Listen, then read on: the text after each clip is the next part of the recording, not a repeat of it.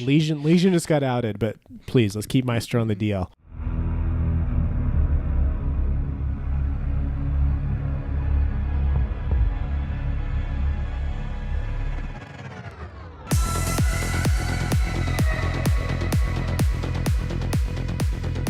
Hello and welcome to episode 11 of Unrenowned, where we talk about Siege, what we like about Siege, what we don't like about Siege. I'm your host, Ryan. I'm Chris.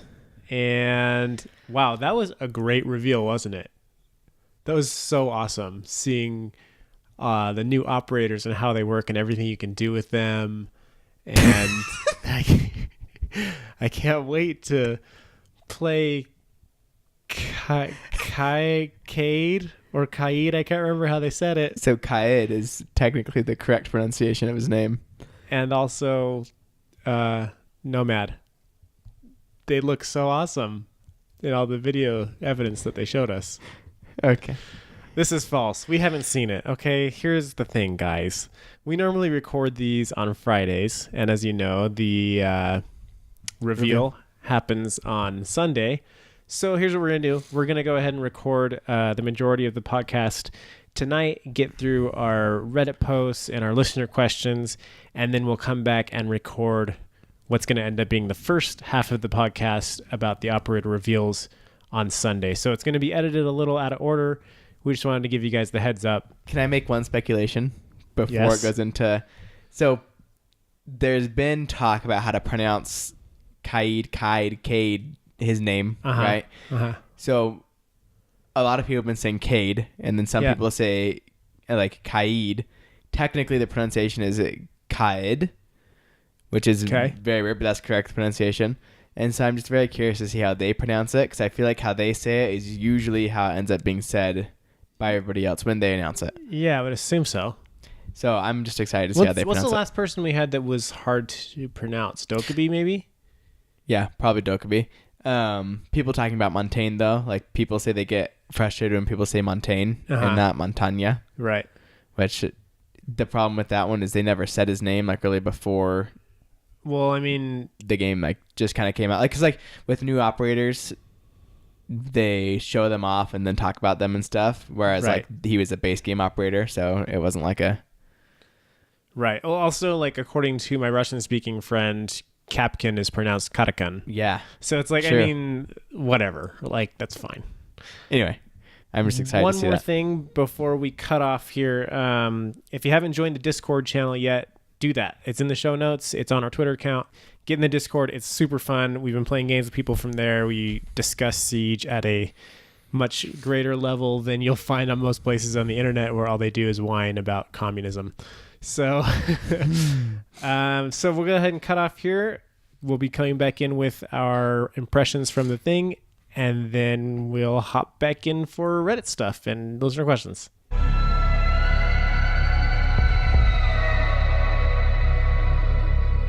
LMG mounted and loaded. Okay, we have now actually seen the reveal. No, we haven't. We have. At this time, we have. Yeah, we have. Operation Wind Bastion is in the open. What do you think just in general? I think it's pretty cool. I think the girl is great. Yeah, Nomad. She's freaking funny, yeah. Nomad looks amazing. It's going to be so much fun. Oh my gosh. I'm already thinking about all the spots. So, okay, let's just break this down because some people might not have seen it. If you haven't already seen, Nomad is the attacker. She's a 3-speed, is that right? No, she's 2-speed. 2-speed. She has what they're calling an air jab device. So it's like an under barrel launcher. She shoots this little thing. It sticks in the wall. It's a pretty hard to see little device. Or on the floor. Yeah, she can shoot it wherever you want. And it's like hers, not mine. Right. And then when somebody gets close enough to it, it sort of blows up, concussive type of thing, and just like blows, like literally picks them up off their feet and blows them off. It looks like it's like got a range of like 10 to 15 feet of like how far the person go. Like, I don't know. Like, it looks like it depends on their... Far. I think it depends on a lot of things. It depends on momentum, it seems like, of the person. Yeah, it could be. Just based on that castle. Just from what they showed us, like, it's kind of hard to tell exactly what affected it. Right. And like some of the angles look like they flew further, or like there's one, if you haven't seen the video, we'll leave the link in the description. You at least have to go to 15 minutes 13 seconds because you see a castle running on the roof and he gets hit by it and just flies off the roof. And it's the funniest thing. Yeah, it's really funny. That one he goes pretty far. Yeah, he goes real far.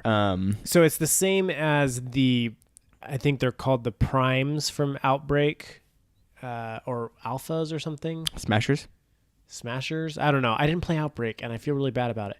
But the ones who can like knock you off your feet and blow you up, it's that same effect. Yeah, same exact. It doesn't do any damage, animation. but it can knock you through walls. You get knocked down, you have to sort of get up. It's pretty quick to get up, it seems like, and like you kind of have your gun up before your operator's fully stood up.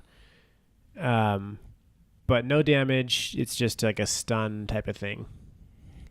Yeah, and there's also like, so it's proximity, and then also if you just shoot it and there's someone already there, it will just automatically blow them off their feet. So if there's a defender in a corner, you can just shoot it right at them and it will shoot them. Yep. So you can use it sort of active or as like a passive trap. Right. Yeah, and then Kaid, which turns out his name is pronounced Kaid or Kaed, depending on which Ubi employee you listen to. Yep. But I'm going with Kaid. I think Kaid is going to be the most popular pronunciation. Yeah, so he has these little spider mines that he throws, and they stick to surfaces, and they electrify metal surfaces the same as bandits. So they can electrify barbed wire, reinforcements, shields. Is that it? Is that everything? I think that's everything. What's unique about him is that it doesn't have to be touching the surface it electrifies. It has like a little area of effect that everything within its reach will be electrified. So when you throw it, and this is the same actually with Nomad on her device, when you throw it, it has like a little white circle that appears to show you what the area of effect is going to be. And then it takes, like 5 seconds for it to turn on? His is like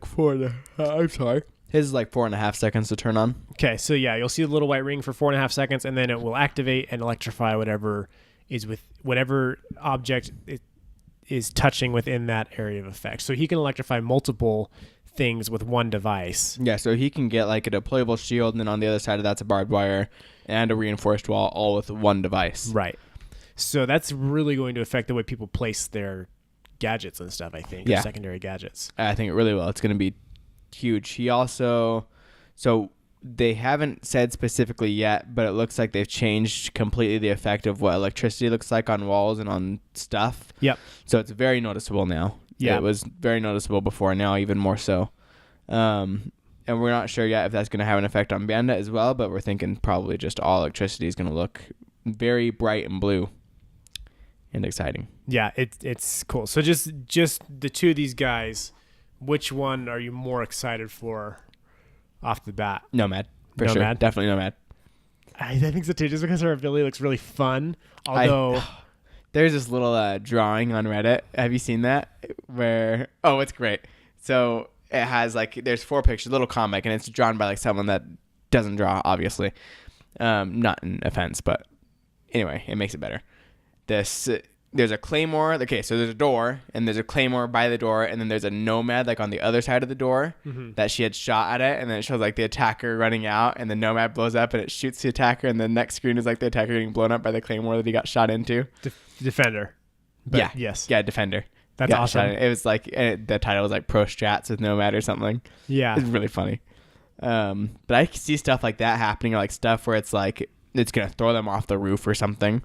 Like really good strategies with Nomad. It's going to be so fun. Yeah, I've been thinking of places I'd put it already. Like, I mean, it seems like on Windows would be pretty cool when they try to repel in. I don't know what it would do, but it seems like it could possibly. Well, she's an attacker. Like, oh, yeah. Or like opposite. They try to jump out a window to like flank, and it just, what would it do? Just shoot them straight down? I guess. I don't know. They try to jump out and they just. Yeah, like particularly, so they did show, like you mentioned, the castle on the new map, because the new map has that big rooftop that seems like it's more of a playable area even than we thought. Like, because we were saying like, oh yeah, defenders could get up on the roof now because there's so many exterior staircases, but this actually has like doors going out onto the roof, kind of like Favela. You know what that tells us? That's really sad. It tells us that castle has not yet been made an attacker. Yeah, still a defender, unfortunately. But this could potentially be a little foreshadowing to a buff to Castle because they were playing him. You never know. I would doubt it, but yeah, probably not. Maybe. But yeah, just like, and I'm trying to think of like all the cool places that you could do this stuff with, like on like a spiral staircase type of thing where you could like put it at the top of the staircase and blow them off of it or something. Like That'd be cool. Yeah, it seems like there's so many cool ways you could use this thing. Yeah, and just the fact that it can blow somebody through a soft wall is so awesome. Uh-huh. Like that's gonna be so cool. Yeah, I keep thinking of her as a defender. I think just because really is the first attacker to have true like trap gadgets, and so like I keep thinking like, oh, this would be a great spot for her. And I'm like, oh wait, she's an attacker. Like it doesn't make any sense. Yeah. But like the balconies on border where people like to run out, you know, like oh my gosh, like you could really wreck people blowing them off the balcony on border. I don't know if it will blow them off though. It might just make them hit the wall. And yeah, I don't know. I guess it depends how high it launches them. Yeah. Where they are. But, I mean, there's certain runouts where it's like either it would blow them back into the building and give you a warning that they were trying to run out, or it blows them way out, like way farther than they wanted to be. Like I think you could really mess people up with that. Yeah, it's gonna be so great. She has an AK-74 as one assault rifle, and then she also has a ARX 200. Okay, so they both look like they're good assault rifles from what we can see. But then both she and Kaid have a pistol that has a scope on it that's, they said, the equivalent of an ACOG. It's really and great. It looks like it's like a beast. Like it's a 44, yeah, I think. Yeah. Like it looks like it does a ton of damage. Yeah, it does 74 awesome. Damage, I think, with each shot. So it will down everybody with 2 hits, with the exception of 3 armor players with Rook's armor on. Yikes. You don't want to be on the receiving end of that thing. So that looks like a lot of fun. I didn't see what her other... She has a flashbangs and breach charges, is that right? I don't know. It's not listed. I'm actually pretty sure it's flashbangs and mega breach charges. I didn't see in game. Yeah. Gosh, I'm thinking about all the cool things you could do with her, and like, man, she's gonna be freaking amazing. But like, it's one of those things where it's like you have to really get it into your hands before you can make any calls on it. But like I think she's gonna be so good. Like I'm thinking about like you defending a plant with her. You put her little gadget on it, and then you don't even have to like keep eyes on it. You just wait till you hear it go off, and like the person's flung away, and then you get into position to shoot them. You know, like so cool. Or just put it on like if you're trying to watch a plant from outside, you put it on like the one window that you're worried about behind you or something. I'm just excited. It's gonna be so fun. She's just so unique compared to what everybody else has been, like at least in a long time. We haven't had somebody who's like shaken up the basics of the game in so long. Yeah, I mean, Clash kind of did. Like she did. On defense, like. But I mean, this just like this a is a concept whole new, like this just hasn't ever existed. Like operators have never moved this way. Like this is like a whole new thing. Yeah, it's true. It's going to be just so exciting just to be able to play them. And they come out, well, for technical test server on Tuesday, the 20th. Yeah, so they'll be playable patch soon. Notes are probably tomorrow. Yeah. Okay, let's move on to Kaid. So he has a... AUG A3 SMG. There you go. Yeah. So yeah, it's an AUG modified for 9mm, is that right? Something like that. For some SMG round. That looked like it was pretty good, just based on what we saw. And then he has this shotgun that shoots slugs that look deadly. Like, and they obviously showed us like some of the best clips of it, of like getting like a long distance headshot. But this thing has an ACOG. This shotgun has an ACOG with slugs. It does. Oh, it's gonna be so cool. I don't think it'll be that effective, but it'll be so fun. But it's gonna be nuts. Just the crazy like what are those called, like meme kills you can get with it. Yeah, it's gonna be funny. Yeah. Did you see what secondary gadgets he had? He has the barbed wire and impact grenade. Interesting. I'm surprised he doesn't have like barbed wire and a deployable shield or something, like so we'd have options with the metal. Yeah, but at least the barbed wire is one. It's gonna be crazy too, because the barbed wire now, like at the time being, I feel like barbed wire is helpful, right? But it's not like it's not going to stop them or anything. Right. Like, electrifying barbed wire is useless. Yeah. But at this point now that he can put the gadget in a spot where you can't like see it, like they have to touch the barbed wire to hit it. They're going to have to get hurt. Unless they have a Thatcher or Yeah. get a Twitch drone in there or something.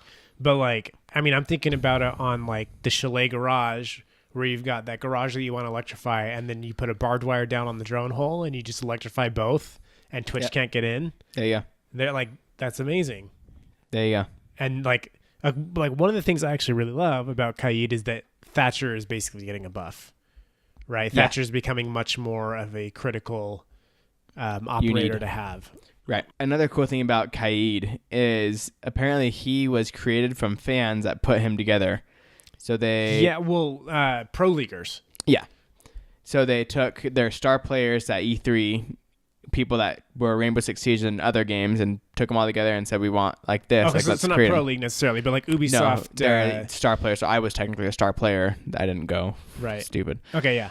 But basically people that love the game, love Siege, played it for a while, love Ubisoft. Mm-hmm. And they took them together and they talked and brainstormed together, and they came up with basically what is Kaid. Which is cool that we have literally an operator that came from fans of the game. Yeah. And we have no idea how many other of these operators have been inspired based off of Reddit posts or something someone got tweeted. But this one we know for sure because they said it. Yeah, so that's super cool. They showed like in one of the rooms on the new map, which by the way is called Fortress, and we didn't know that on our last episode. It was right there. Yeah, it was there, and we're like, oh, what's this map named? But they showed like he had electrified basically 3 separate walls with 2 reinforcements each. All of those electrified just with his 3 spider things. And I think he also like hit some barbed wire or something too. Like it's insane just because this thing stretches and it has like just an area of effect instead of like it attaches to a single thing. Right. Yeah, like he can cover a lot. And then also he can respond, like he can get the hatches, which we've already said, which is great. He can respond to a Hibana breaching before it finishes if he's quick enough. Thermite is too fast. In a way, yes. So I did some testing. So the bandit trick used to be, before Mira, it used to be listening for thermite, putting it down.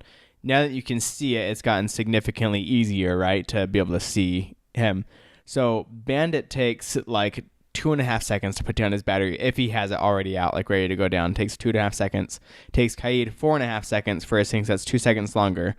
It takes Thermite 7 seconds to put down his charge and blow it. Okay. So if he catches him while he's putting it down, he can still catch which it. Which is the same as Bandit. Right. Right. So like you can't, once Thermite's detonating, it's too late.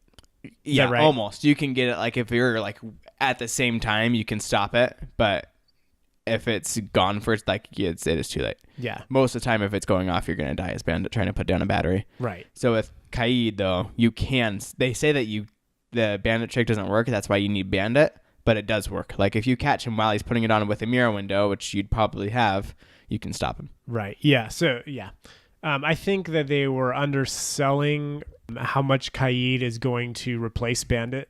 Yeah. Like in the interview, Justin was asking about this, and the designer guy was like, "Oh, well, yeah, Bandit's still good. Like we've even seen some teams running both Bandit and Kaid, which like I can see, but Bandit's pretty much been supplanted." I can also see those teams having done that to be like, well, what else? What can we do with Bandit that we can't do with Kaid? Just trying to like play around and figure it out. Sure. We don't. That may not be the case. I could see taking both just because you want more electricity. Right. And also, Bandit is a 3-speed. Sure. Yeah. That's a big thing. Bandit's a fragger, but I don't see you taking as far as utility goes. Right. If you're just Kaid's looking for utility electricity, is significantly better. Yeah, every time. So I don't know, like there could be changes coming to Bandit with the new patch. We don't know yet. And if there was, I'm not sure what those changes would be, but I mean they'd have to do something for Bandit. Yeah, it has some sort of like extra edge. I would guess that we see a big drop in Bandit pick rate on the next season. Yeah. I mean, we've talked about this before. His batteries are borderline useless apart from the Bandit trick. Right. And if the Bandit trick, like if you can cover now 2 reinforcements with 1 device and you can put it out of reach of a Thatcher EMP or even a Twitch drone, you know, like, then why would you ever pick Bandit? Yeah. Unless you need Kaid to do the hatches and Bandit to do something else, right? Like, that or makes sense. Unless your Bandit player is your fragger. Sure. Because he does get kills. Like, then why wouldn't you be picking Jaeger? You know? Yeah. Like, I feel like the only reason people pick Bandit over Jaeger is because of the electricity. But we'll see. We'll see. I think Bandit's pick rate is going to come way down. Mm-hmm. I'm excited to see next designer notes where we see that pick rate be different and just kind of see where they're going from there. But we'll see what happens. I'm excited for the patch notes, really. Yeah. So they shared one of the map or the game designers that Ubi was interviewing shared something interesting regarding Nomad's design. So we just want to play that clip for you guys. Now, just going back a little bit, you mentioned that she was designed back in November 2017. Yeah. So she's been worked on for a year. Yes, that's right. It's something we don't talk about a lot. We have a term that we lovingly call the fridge, where we kind of put operators that aren't quite ready, that aren't fitting with what we're trying to do, into the fridge, and then we continue to develop other prototypes. Maybe they go in there, or we come up with new ideas. But sometimes it works out. We bring them back and resurrect them and work on them further. And Nomad's the result of one of those. Yeah, that's such a cool thing, because I don't think the community really knows how much time and effort some of these operators It can take a while. Yeah. So Nomad came out of the fridge. Yes, she did. And with that rises the question. Okay, so they have a fridge of all these operators, right, that are in the fridge. So 1, was Lion ever in the fridge? 2, who decided to take Lion out of the fridge? And 3, why didn't they put him back in the freezer? That guy should have been in the freezer, not the fridge. And he should have never come out. Put him on deep freeze. They'd have to thaw him, and then by the time he's thawed, they'd realize it's not a good idea to put him back in the freezer. Yeah. I mean, we already talked about how he went through a full pregnancy, and now we realize he could have just been a frozen embryo and never would have come out, but we missed that opportunity. But they have the fridge, so that's actually pretty interesting that they have, Yeah, I wonder who else is in the fridge right now. Who's in the cooking in fridge? there? Some of our operator ideas, probably. The way that they phrased it before of it takes about 9 months to make an operator, kind of made you think so they kind of have 3 operators are working on it at any given time. Yeah. But this makes me think no, actually, 3, because there would be 6 because there's 2 released each season. Correct. But this kind of makes you think no, he's probably got 12 we're working on. Yeah, there could be a bunch sitting in the fridge. Yeah, whoever's finished at the right time or whatever. And the other ones are just half finished pieces of code in the fridge. Yeah. Whoever works. Yeah, so she was a year ago. They were thinking about it. Just wasn't really the right idea. Didn't really work, which I'm glad that they realize sometimes, not with Lion, but sometimes they realize this isn't going to work. Put it back in the fridge. We'll deal with it later. Yeah. And then they figured it out. So as long as we're on the subject of Lion, let's look at what they said about him. Lion is an operator that we faced a unique problem with. We know that he is overpowered, and today the dev team is ready to act on it. Starting next season, we will put Lion in a competitive quarantine, which means that the players will not be able to pick Lion in our esports programs. And we do have a next step. Yeah. There is a possible fix in the works, and we will have a pro workshop soon to test out his rework. Until Lion is in a good place, he will remain in the competitive quarantine. And note that this is an exceptional measure in that the dev team is ready to do what it takes to keep our competitive scene as healthy as possible. Lion, apparently Ubisoft thinks that he's broken enough to take him out of Pro League, or at least that the pro players are saying that and they're listening to that feedback. Mm-hmm. And then that they have a fix in the works, which they've sort of said before in that AMA. Right. They said they have some ideas and just start testing them out. Right. But it sounds like they think they're on the right path. Yeah. They got something going. So that's where they are on Lion. He's out of Pro League. Yep. So he's still completely playable for the game. Just Pro League can't pick him anymore, which means they're going to be banning someone else. Which is good because he was banned every time. Every single match Lion was banned pretty much. Yeah. So, I mean, now the actual ban phase will be more useful rather than just you have to ban Lion. Okay, so let's get into the new map, which is Fortress. It looks really good. It does look really cool.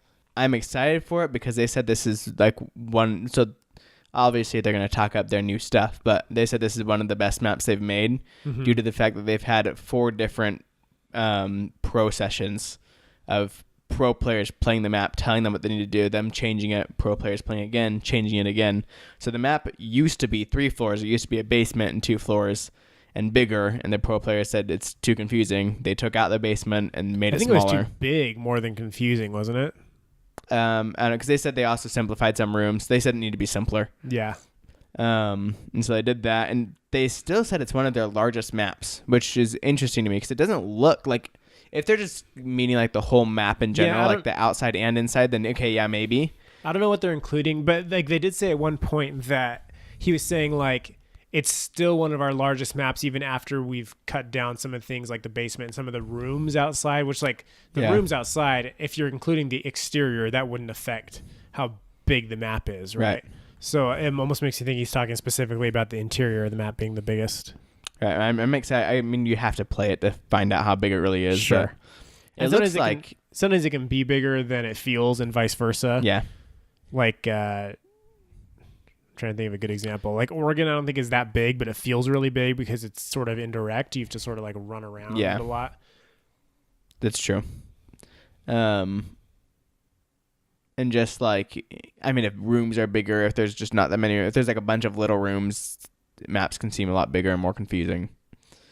Whereas there's like a lot of just big main rooms, it doesn't seem that big. Yeah. Yeah, but I'm excited to be able to play this map and just see how it plays out. Just the stairways and everything. So this is the first time they have stairways that access through, if he said, from the outside, from bottom to top.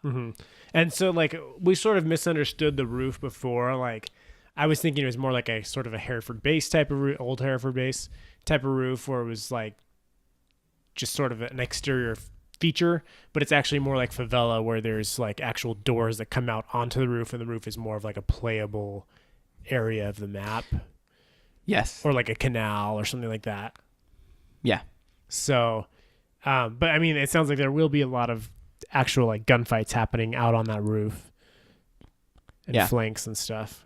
They also said something about the map, which is cool, that there's a lot of Easter eggs on the map. Yeah. Actually, we have a clip about that. Let's play that. Yeah. It's great that we're able to feature the story and narrative of our operator in a map for the first time. You walk around the fortress and you feel his presence. You see his portrait. You see his dagger is missing because he's actually carrying it on him.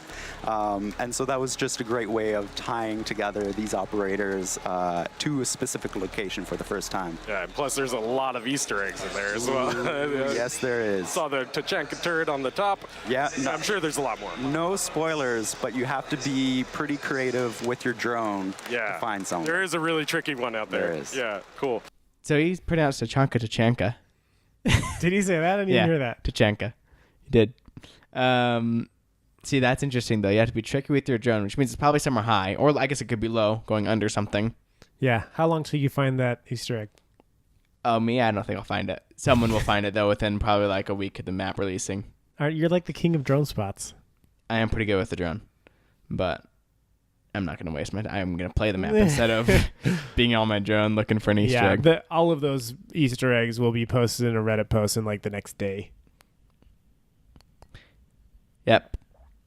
But yeah, that sounds cool that they're sort of working in more community service type of stuff, fan servicey stuff. Yeah, Easter eggs are the funnest. They're the greatest thing. I'm excited to play it. I'm excited to see if it's simple, if it's easy to learn. Yeah, I think it'll be really good. So TTS, this stuff should be out on TTS in the next couple of days. What about the actual release date? Have they given that yet? No. To be determined. No release date yet. So I did want to talk about Pro League real fast. Just like some quick things I wanted to mention. So first of all, there's now new uniforms like headgear and uniforms in the game that support Pro League teams. So if you really like G2 Esports, for example, you can purchase the G2 Esports gear and 30% of that revenue goes straight to G2 Esports. Cool. So you can really actually support the teams in a way of like you get something that's like shows other people this is the team I like, and it gives the team money. The prize pool for the R6 Invitational in February is now $1 million. Nice. Which is quite a bit. Also, I thought this was interesting. So they mentioned multiple times that they had 10,000 people in that arena in Brazil watching the finals of Pro League. And that's a good crowd. Yeah, for sure. So for all those people saying that Rainbow Six is going to die, it's nowhere close. Nowhere close. They're doing all right. Another thing I wanted to mention, so G2 Esports won Pro League. They won the finals. They won both maps. And there were some really good plays. It was actually pretty fun to watch.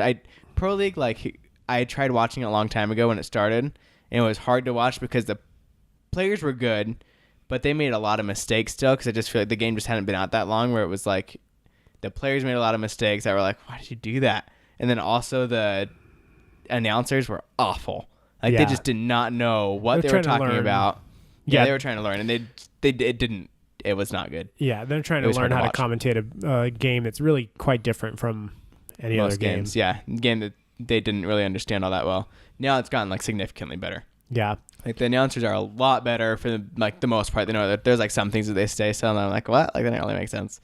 But most of the time they know what they're talking about, and they seem pretty well educated on the game. They make good commentary on the game, and the players they're so good. They're so good. Yeah, so I tried to watch them too, and I just don't think I could ever get into it. It's just too hard to actually follow at a meta level. And when I say meta, I mean at a macro, what's going on with all 10 people that are on the map.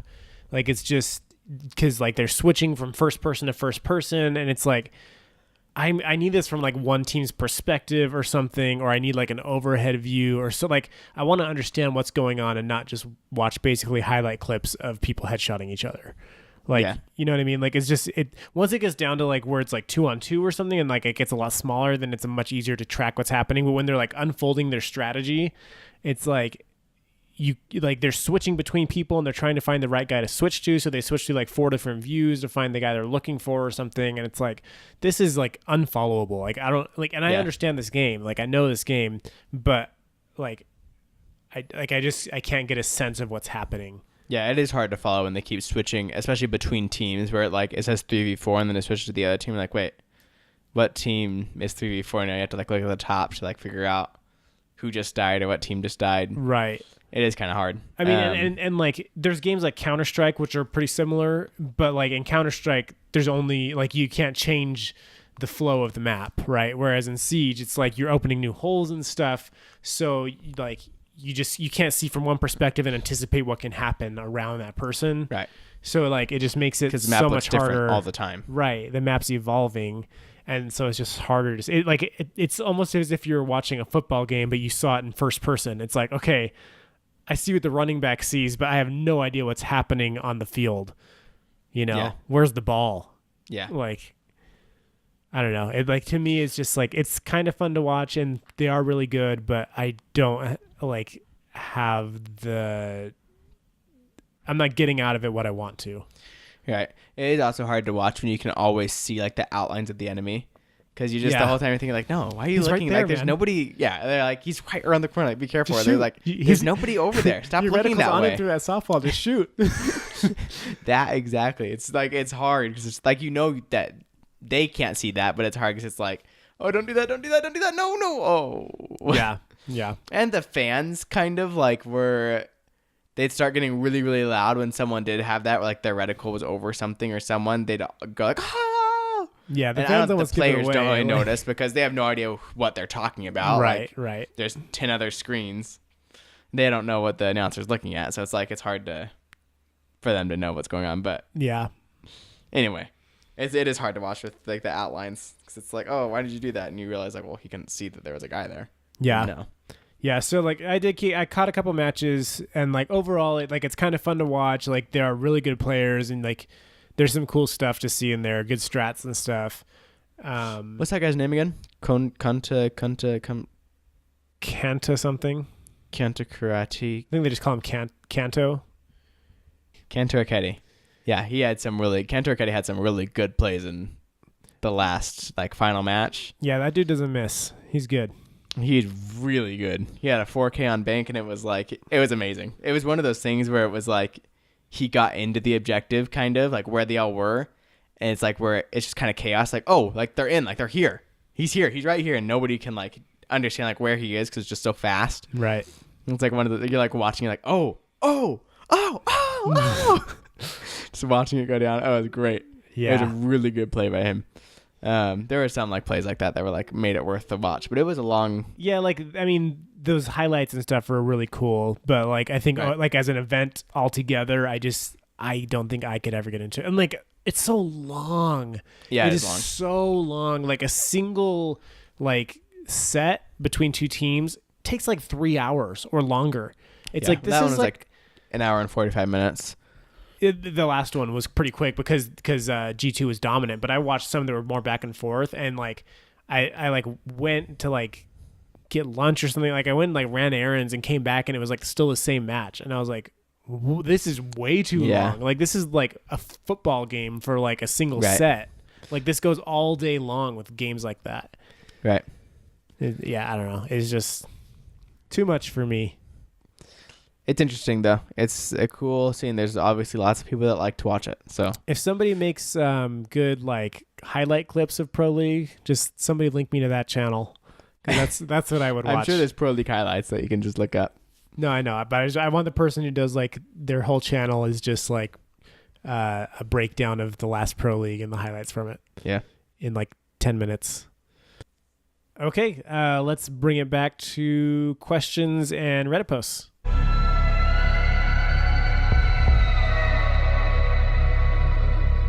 Stay focused, lads. Okay, so wow, that reveal was awesome, wasn't it? Oh my gosh. Okay, we still haven't seen the reveal. We're going to go through some Reddit posts of the week. Actually, I think just one, because it's a long one and it's really good.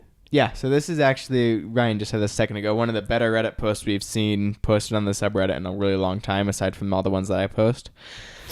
I didn't say that part. So this Reddit post is titled, and we're not going to read this whole thing because it's very long. You're more than welcome to read it on your own. Yeah, if you you'd totally like. should. You should really go to this post and read the whole thing and talk about it. Correct. So this is posted by Darkhellxrx, and the title is State of the Game. Basically, and we'll read some of the things in here, but he just talks about the problems with the current game right now, and these are like the 7 main categories that he has: ranked in beta, throwers in matches, boosting, chat bans, hit reg issues, balancing and patching, and the lack of communication from the developers. Yep. And just so you know where he's coming from, he mentioned that he's at Diamond and he has 1,500 hours in the game. So he's an experienced player. And I think that skews his perception a little bit. And so there's a few points that I want to say, like, you know what, you're coming from like the 1% of Siege, you know, right. So you have to remember that you are part of the 1% and they have to cater to the 99. Yeah. Like for him, Blackbeard is extremely overpowered, whereas for gold players, he's still good, but he's not. And anything less really than gold, good. He's not good at all. Yeah, he sucks. So let's start with ranked in beta, shall we? Yeah, so this actually is interesting, right? Yes. Ranked still says beta next to the name. Yes. Like, people were confused by that when the game launched, why ranked was still beta, because they thought that just meant like the game was in beta. Mm-hmm. And then it was like, we kind of became okay with it because it was like, okay, that's fine. Like, they're trying to figure it out. But we are like ending our year 3. So this is going to be the 3-year anniversary of the game coming up on December 1st. Right. Which is in 15 days from It's as bad this as date. some early access games at this point. Right. That are still in alpha, right? After years and years. So this is just interesting that ranked still says beta next to it, which honestly, like, okay, yes, there's problems with the ranked system, right? Like, we can lay those out all the time. But it doesn't have to say beta next to it anymore. Like, yeah, I don't understand what that. Like, what does really that mean? not. Are you beta testing? Like, are you taking feedback on it, or like, what does beta even mean other than this is just a way for us to say, or like a cop out, right? That it's not finished, right? Because isn't like the whole point of a game being in beta is testing stuff. So like, yes, why is ranked still in beta? And I feel like they can take it away and it. Like, they could have taken it away with 2-factor authentication, and people could have been like, okay, like, that was, I don't know.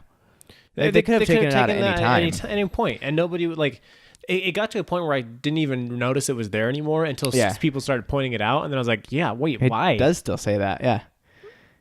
Because it doesn't have to say that. Like, yes, there's problems with it, and I think there's things that could be improved upon in large number.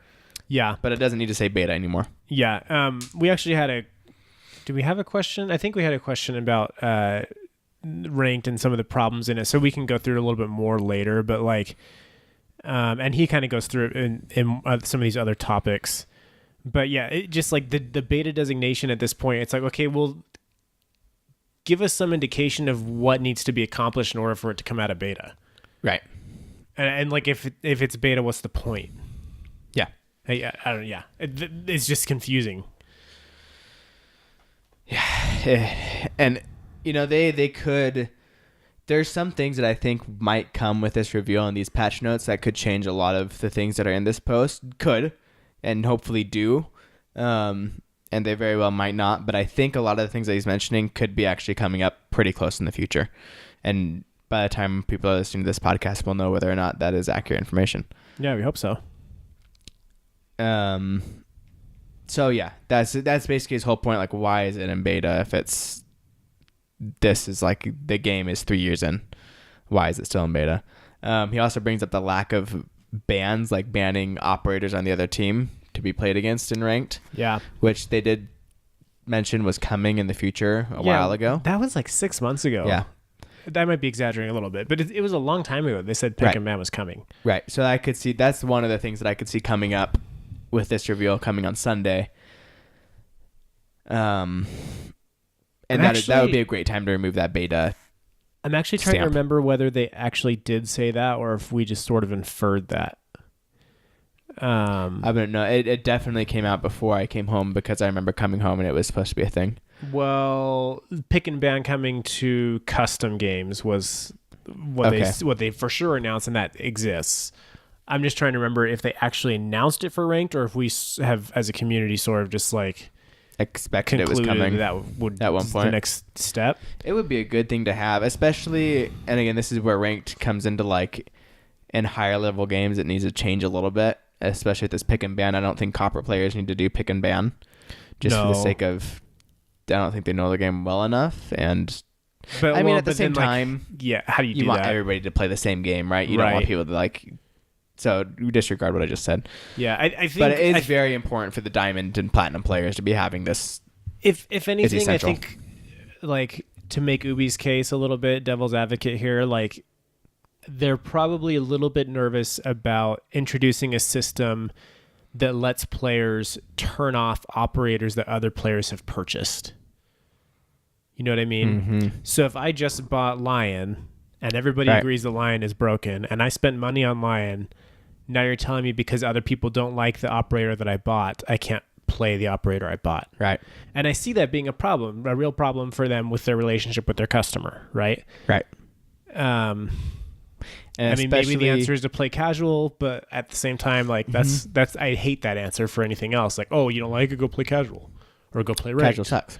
Like either way, it's like no, that shouldn't be the answer. Which I'm hoping is another thing that will hopefully have some sort of fix to it with this reveal, is some change to casual to make it more in line with ranked. So I guess that's where I could understand Ubisoft being hesitant to bring that system to ranked. Right. But I mean, I think overall it makes for a better game, and there's other games that do it, right? League of Legends does the same thing, and you buy characters in League of Legends. Correct. So I think what I was trying to say with like now that I've put my mind together with the copper players like not having that system, I think more what I'm trying to say is it's not as essential for copper players to have it. Like they don't miss it as much as diamond and platinum players. It's essential to them to have that feature. Like higher ranks, like League of Legends. If I just let me go Heroes of the Storm because I know that game better.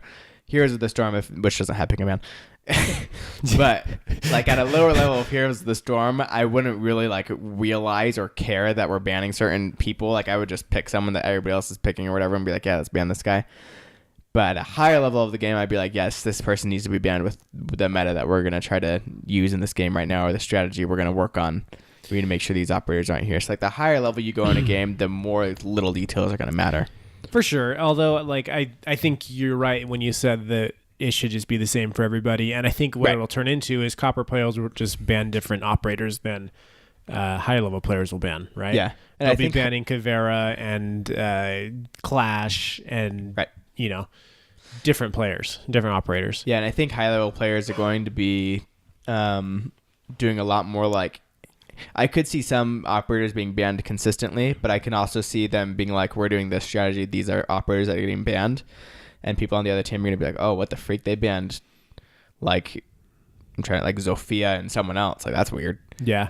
Which is going to be really interesting to see like how that plays out. And I would love to see like stats too. Like, I love stats, but I'd love to see stats of operators that are banned the most and stuff like that, like on a developer's notes. That'd be really cool to see. Yeah, I mean, it just introduces a whole new level of complexity to the strategy of the game. Like, I just think it'd be really, really cool.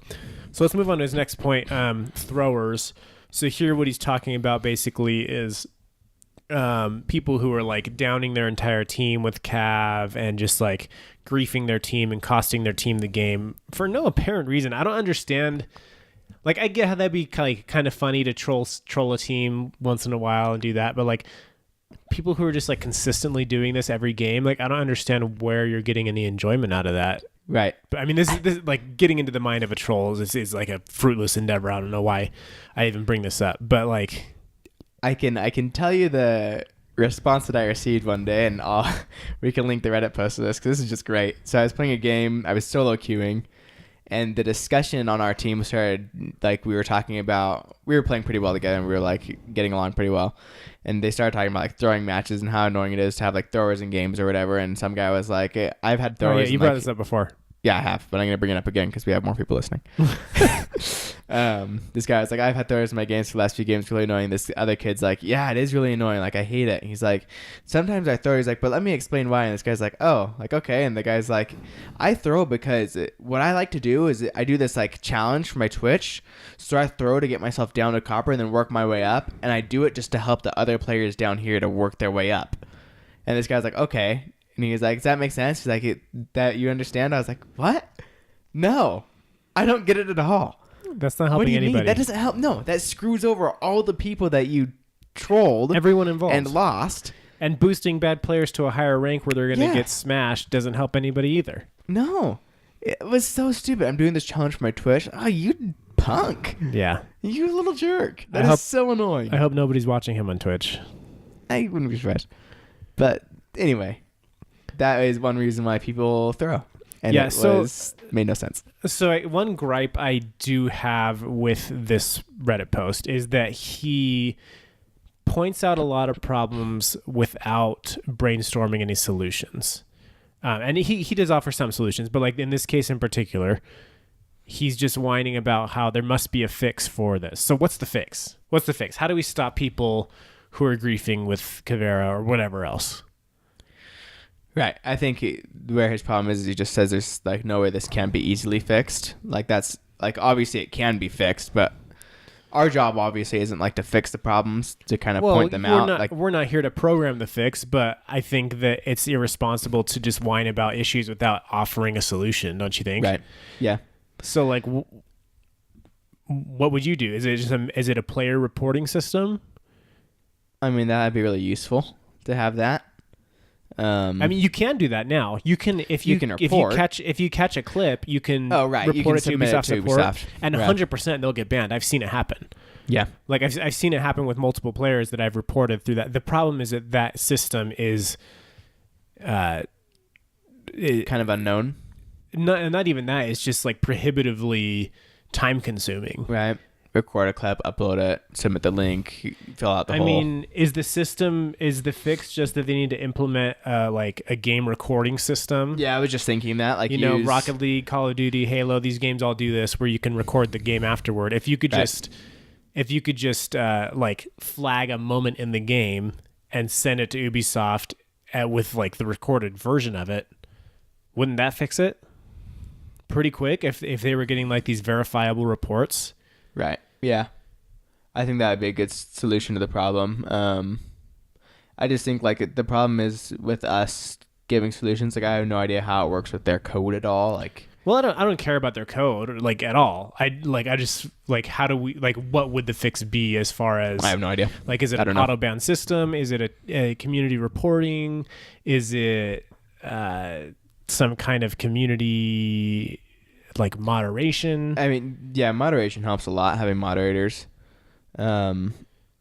'cause I mean, what's like, you have all these people playing the game already. Why not use them to be moderators of the game? Yeah, like what if they had a thing where they just like they selected some of their like best players. I don't know how they figure that out, but they look at some kind of stats or even just like follow some players, like I'm sure that they could have a way that they could like, I don't know, see what a player's doing. And then they just pick out like a few thousand good players and have them as like secret police. Yeah. I don't know. I think there's plenty of solutions out there. Yeah, I don't know what they are, but they can think something up, right? Like he talks about how there were scripts in Counter-Strike that fixed the problem. Mm-hmm. They can figure something out. They have a whole developer team behind Siege, obviously.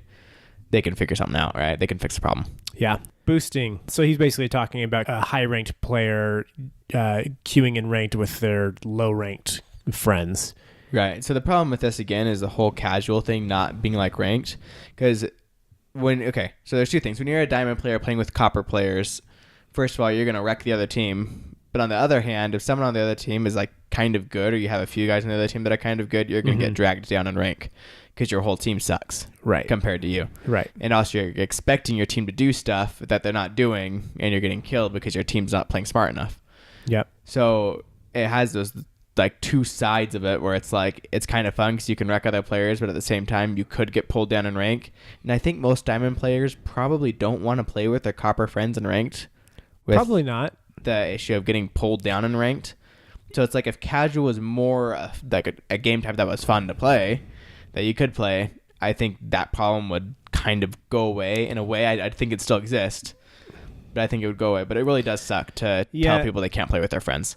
Yeah, so like this is one thing that people like to complain about it, but like I see it so rarely that I really don't think it's that big of a problem. And again, that's anecdotal just as much as his thing is anecdotal. The thing is, he's giving a very extreme example here. He's saying a diamond player with 4 copper players. How often does that really happen? And then he's saying that will cause them to be queued against coppers or bronzes because it looks like it's doing an average MMR, which might be true. I don't know. I think that you could easily put in if you're diamond, platinum, you can't be matchmaking with anybody below gold. Like if gold was like or you can't be queuing against someone that's. I mean, maybe there's your solution. Maybe you can play with your friend who's copper, but when you're queuing against another team, the other team's not going to be where your friend is. The other team's going to be circled around the guy that's highest in rank. Sure. I mean, that would really discourage you playing with a bunch of coppers, because then you're not playing against people that are sucky too. You're playing against people that are really good, and you don't want to lose rank. I kind of feel like gold should just be the tipping point where it's like, okay, gold players can sort of matchmake with anybody. And then because that's like just barely above average.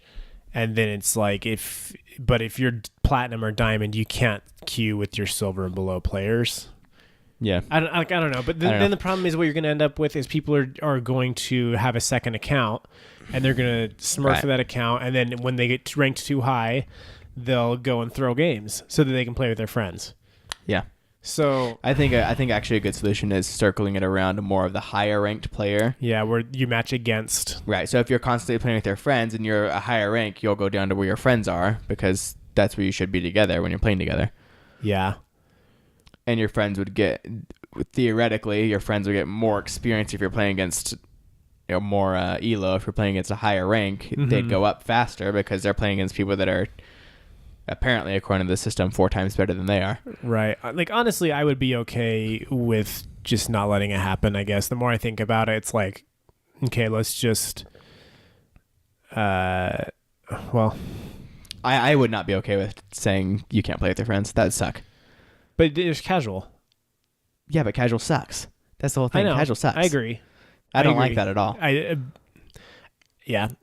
guess I don't really think it's that big of a problem to really need a solution. Yeah, it doesn't happen often at all. But then, like you said, you'll get that thing. If you just don't let it happen, you'll get that thing where people smurf, and then you have a really good copper player, which just sucks. I think this and all of these problems, I think they're more complex problems than the community cares to admit. And Siege perhaps is choosing different solutions than other games have, or maybe even solutions that appear to not be solutions. Right. Whether that's right or wrong is up to everybody to judge.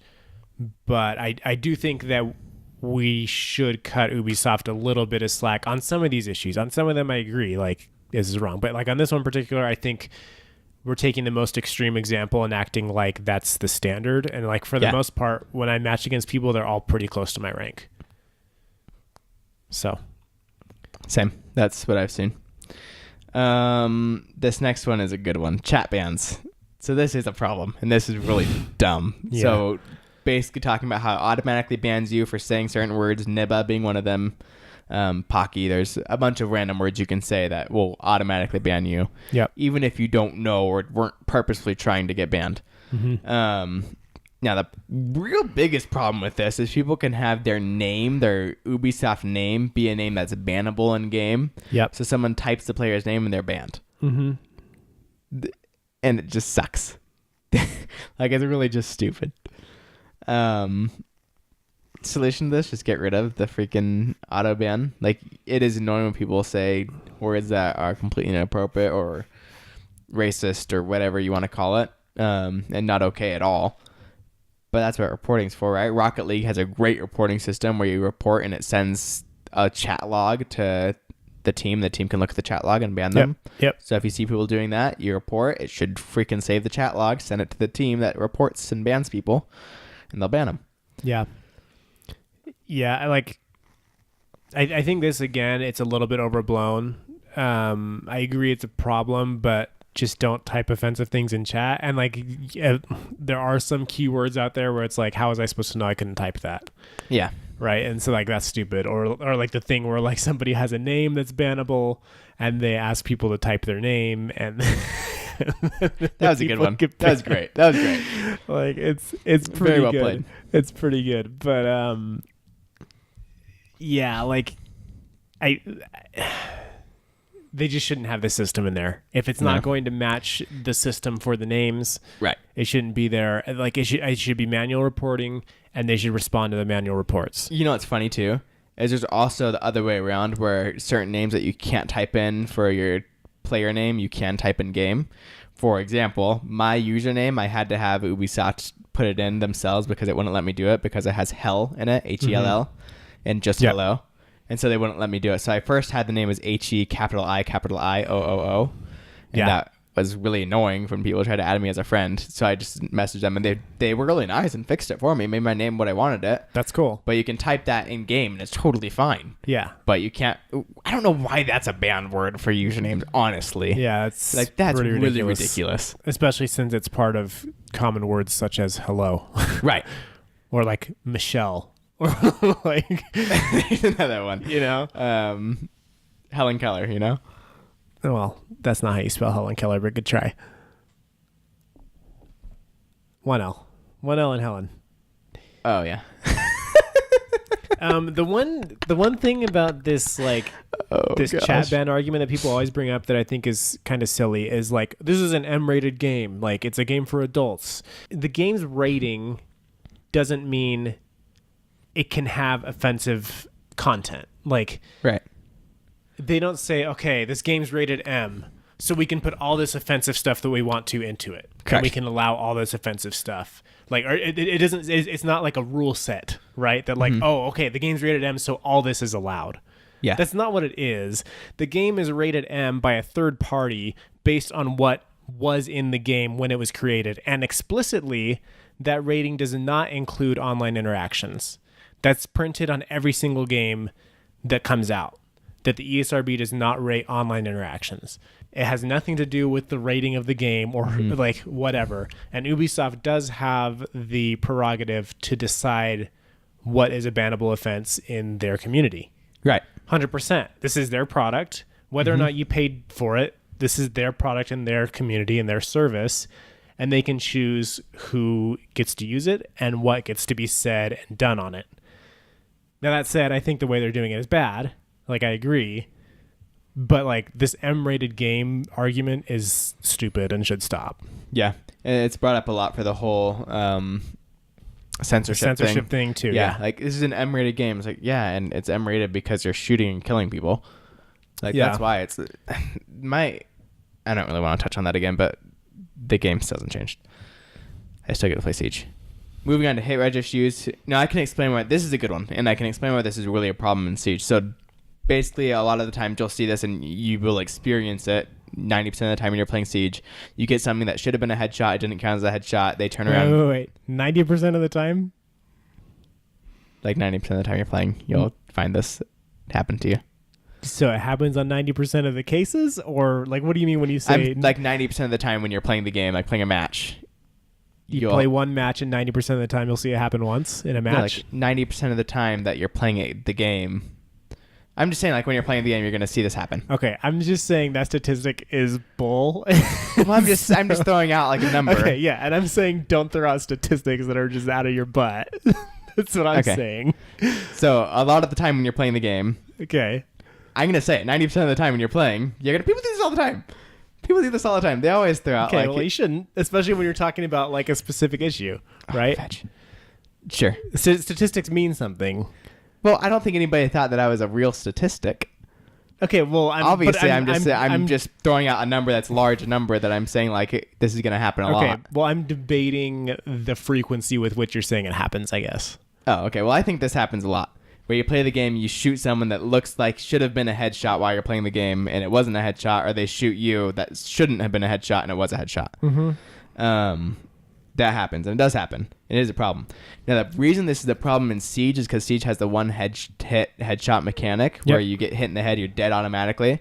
Whereas, like, other games, you can have hit reg issues, and it's not as big of a deal because you'll get hit, and it's like, oh, wow, that was a big hit. But it's not really, like, as big of a deal because you don't die from it 90% of the time. Mm-hmm. There's another 90%, but I think I just say that.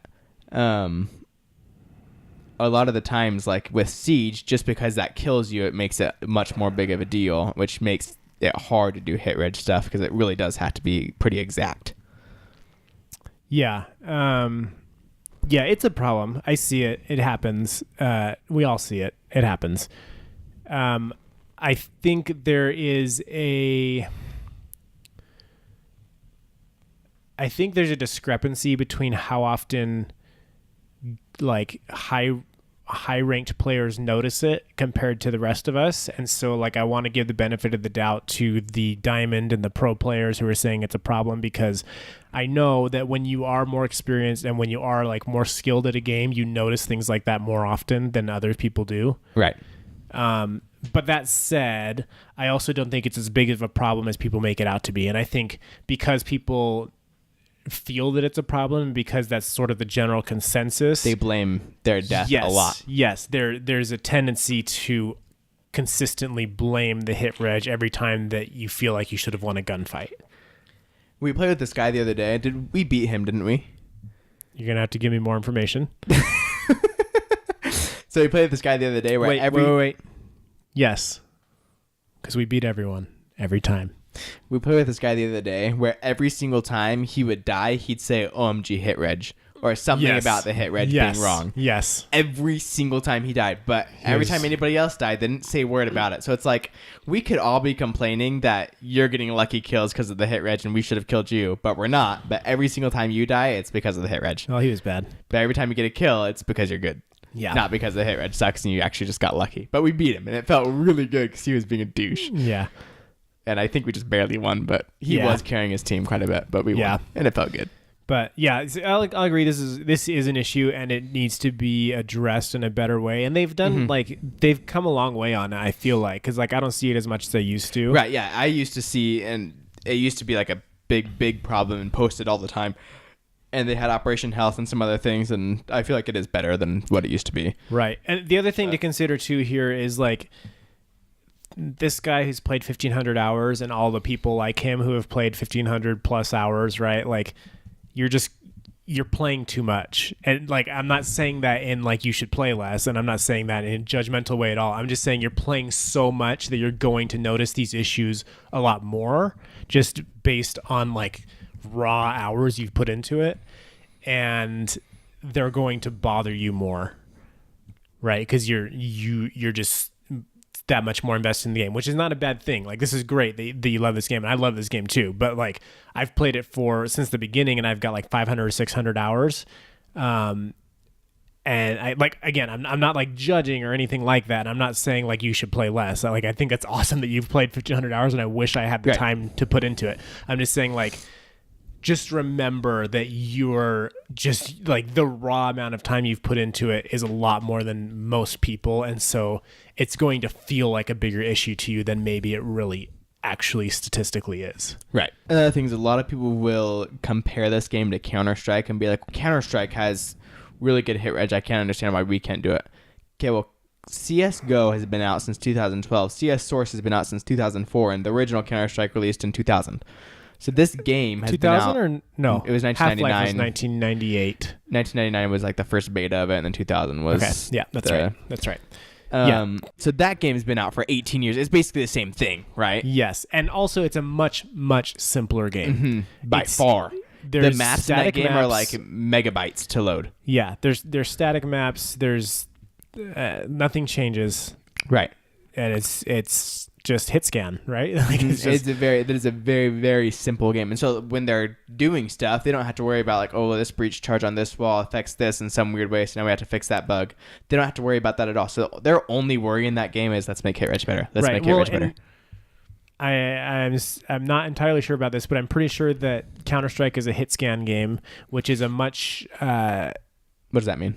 It's a way of calculating hits, which basically means like, when you're pointed, you click your button and it draws a line straight through the whole map until it hits something, and then that, if it touches something, then it hits.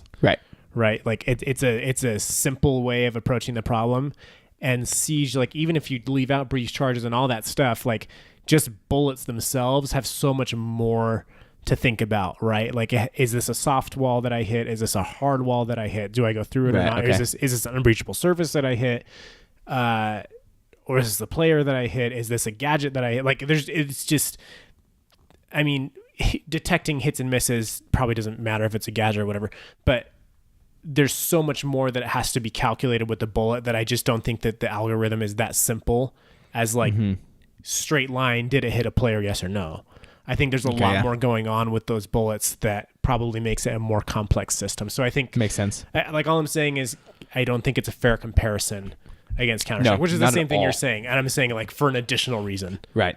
Yeah, it's not at all. And for that reason, for just the fact Counter-Strike's been out for forever, like, they've had 18 years to be working on Counter-Strike and the hit reg. Like, that game's that's very not an polished. Excuse. That's not an excuse. It's not at all. And it does need to be fixed and addressed, for sure. And hit reg is a critical issue, right? Like, that has to work. Especially in a game that's one shot, headshot mechanic where you die. Right. Like, it sucks. So, it sucks.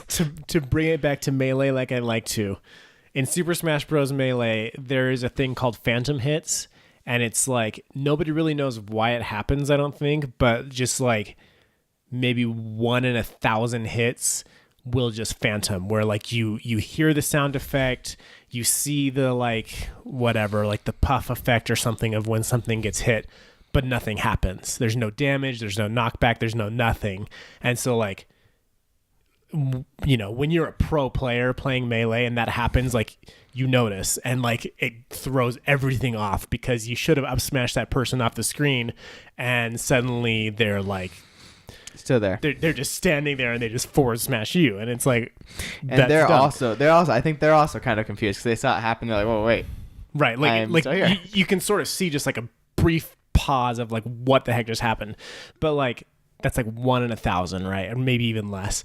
And like, just imagine if that happened 3 out of 100 times, like, then the game is suddenly not a competitive game, and Melee died in 2003. Yeah.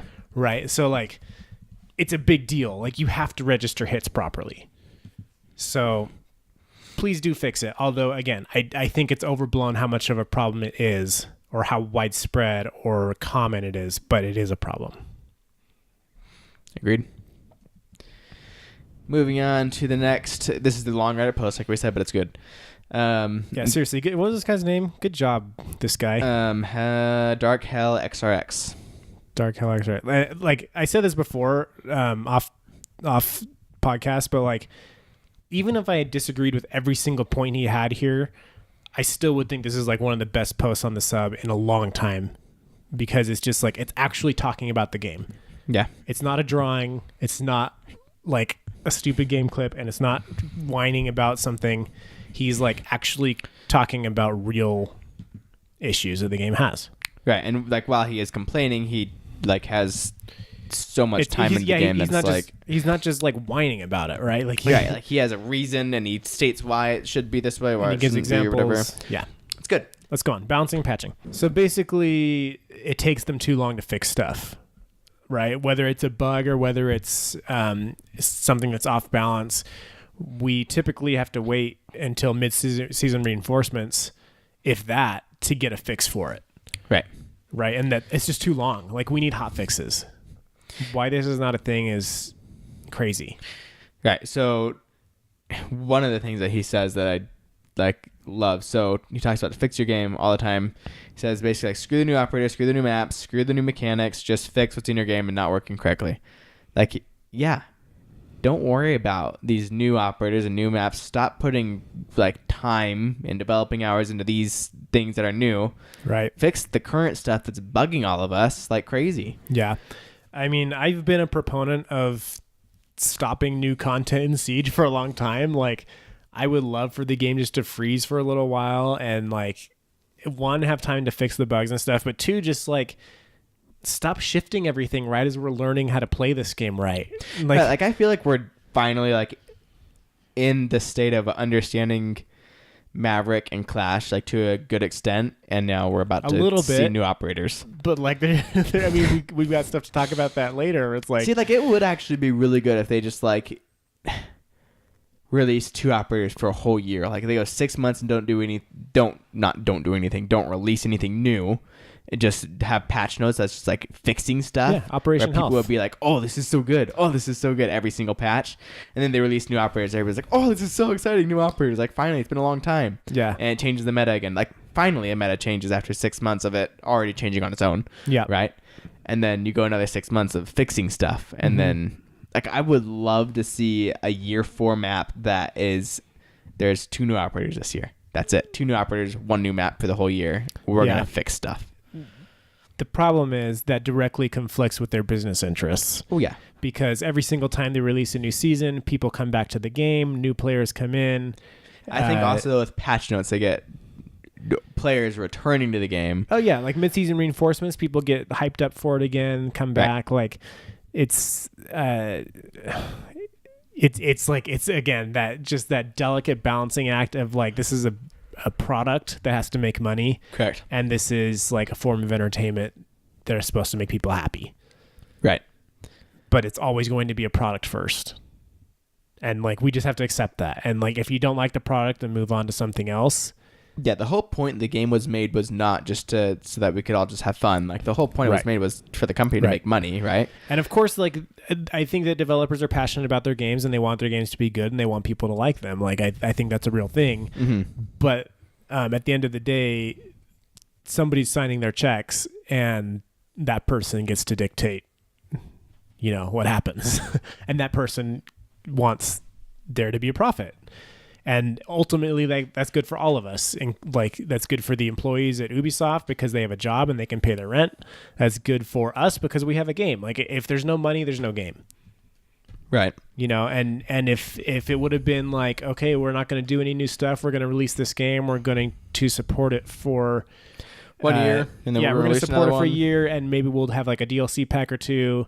And then we'll do a new game 3 years from now. Well, then we wouldn't be getting any patches at this point. Yeah. So... it's a thing that makes me sad. It's hard. I like this point that he brings up. So, and I haven't played Warframe. I haven't played that game, so I don't know how it is. But apparently, the developers in that game are super, super good at communicating what they're doing, at talking with the community regularly. And I feel like Ubisoft or the Rainbow Six Siege community developers are better than most games.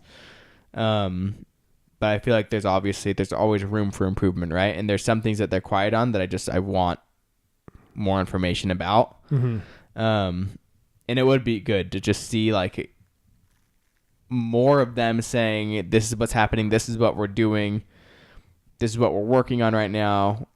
You're complaining about this. We heard your complaint. We're going to tell you why. I actually think that Ubisoft has done an exceptionally good job at communicating with the community and managing the community. There are certainly examples of developers that have done a better job. You look at like the Factorio team, they do like a post every week about what they're working on and stuff. He brought up Warframe, like you said. Overwatch is another good one. I mean, there's tons of teams out there, but like Ubisoft has done a much better job than some other teams that I can think of. 343 with Master Chief Collection. Oh my gosh. Holy cow, was that a crap storm. It's so bad. It's just so sad. I mean, literally just saying the title of that game like gets my heart pumping, and like I'm like it makes me angry. Like it makes me sad and angry at the same time. Like it just makes me so frustrated. Like just even saying the name. That game had so much hype to it. So many people bought it. It sold me an Xbox One. And then it freaking first day people couldn't play and were pissed. The first day, the 90th day, people couldn't play. Yeah, still, yeah. You know, like F that game, and like maybe someday like we can really get into it. And it's finally, they did a huge revamp on it recently, and I don't know what it's like now because I just don't follow it anymore. But it's better. Is it? It's still not there. It'll never get there at this point. It's too late. I don't want to get into this right now, but like that's the point, right? Is like there's that game and there's other games that are much, much worse, and then there's other games where it's just like average, right? Where they just maybe they communicate when there's a patch and that's about it. I think Ubisoft does actually a really good job of having community managers on the subreddit, you know, like saying stuff. I think they could be better, 100%. But again, then I come back to my point from last week, or rather Rogue 9's point of like they were transparent with the censorship thing, and we freaking hung them out to dry. We lynched them. Like,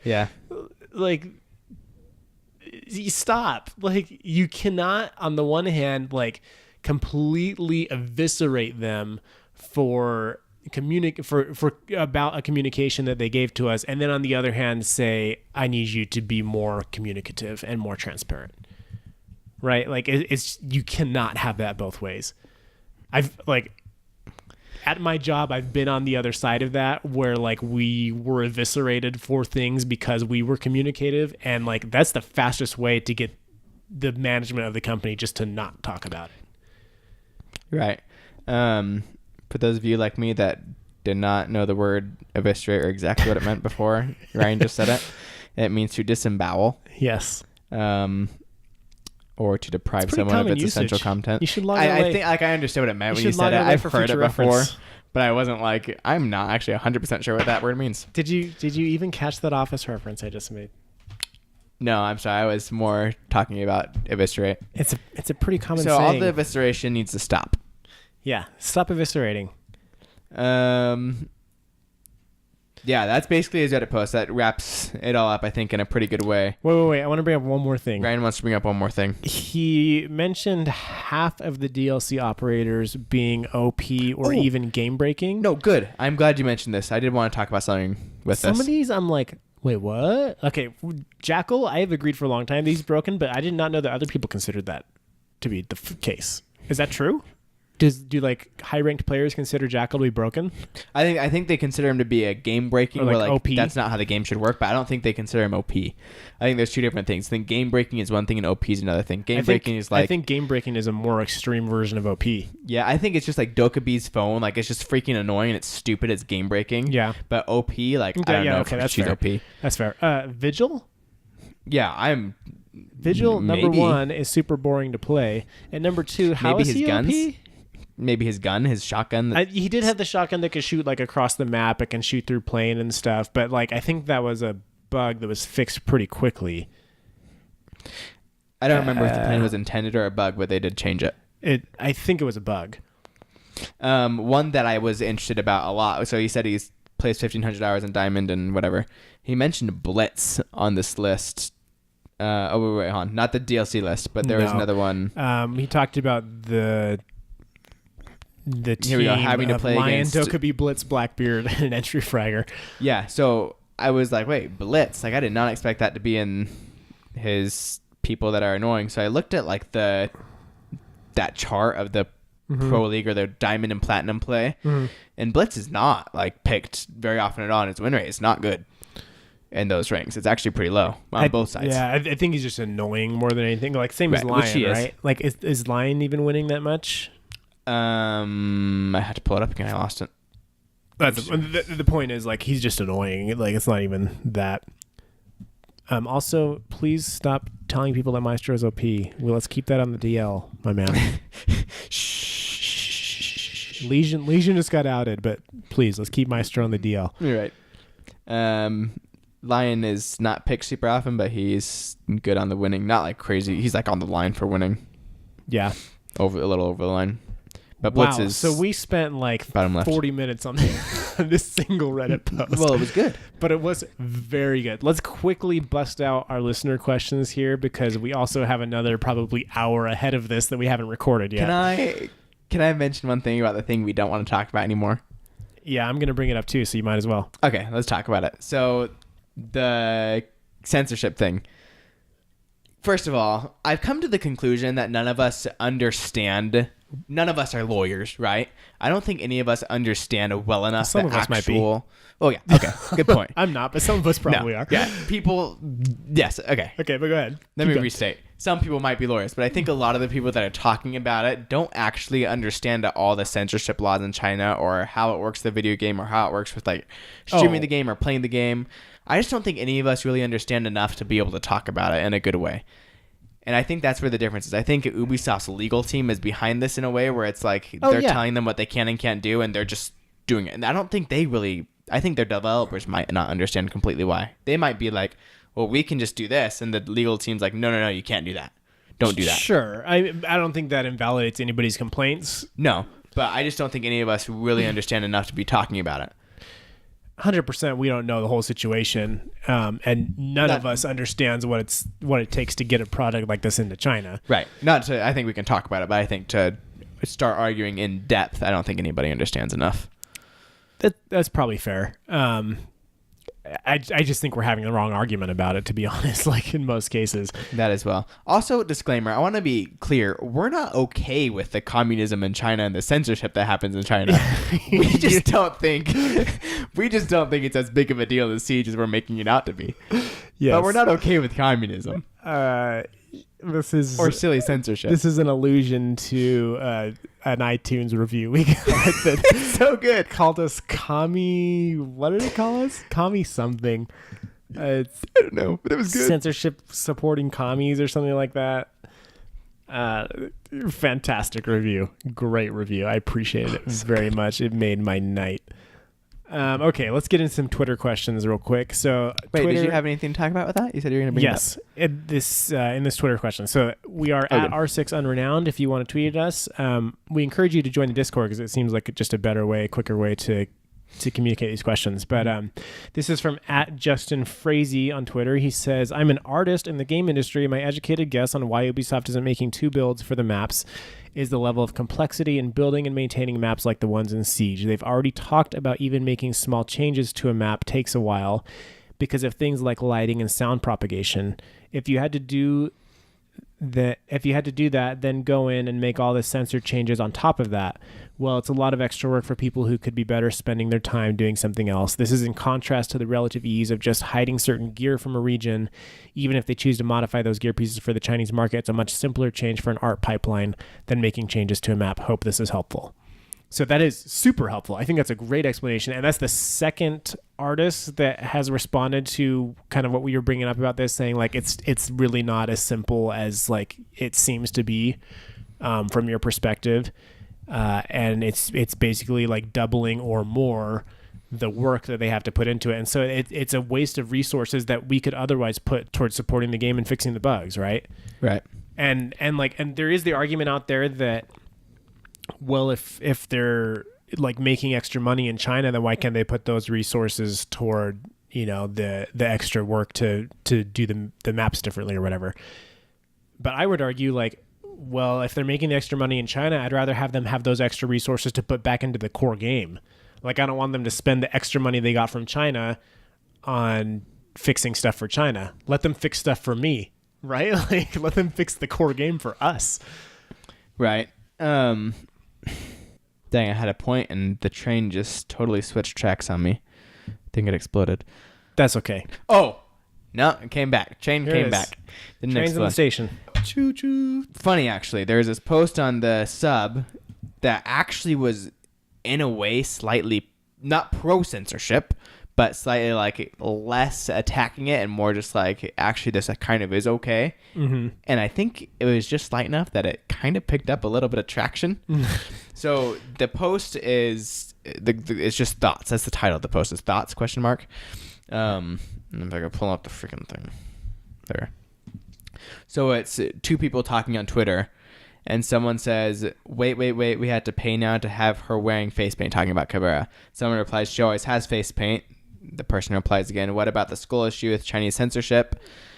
This guy replies, nothing. The changes to CAV for the censorship will happen on the China build of the game. The only changes globally are on the maps, so they don't have to fix bugs on the map twice. I think that's another good point, is when you have a bug on a map, now you have to fix it twice because there's two different maps. Yeah. Instead of just once. I'm not sure who this person is or why they're saying it's only on the maps. He's a YouTuber. Oh, he is? What's his name again? The Core Ross? Yeah. Okay. So maybe he does know exactly what's going on. But that actually is a really good point. Like, the only changes that are global are on the maps. Right, and a lot of people have been misunderstanding complaining about just the fact that there's art details on maps changing. Yeah, and then that was the way I always understood it, and I don't understand why people are freaking out about that. Like, right. Get over it. I mean, there are the icons changing, but then, so here's the other part where someone came in and defended and got it up votes, is someone said, can someone tell me why they're changing the kill feed for both builds then and not just one? I get the map changes, but not the kill feed.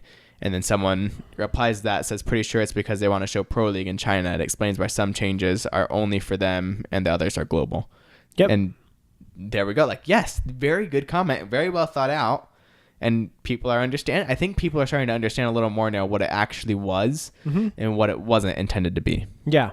And yeah, now that the rage has died down, that there seems to be a lot more nuanced discussion about it on the sub. So that's good.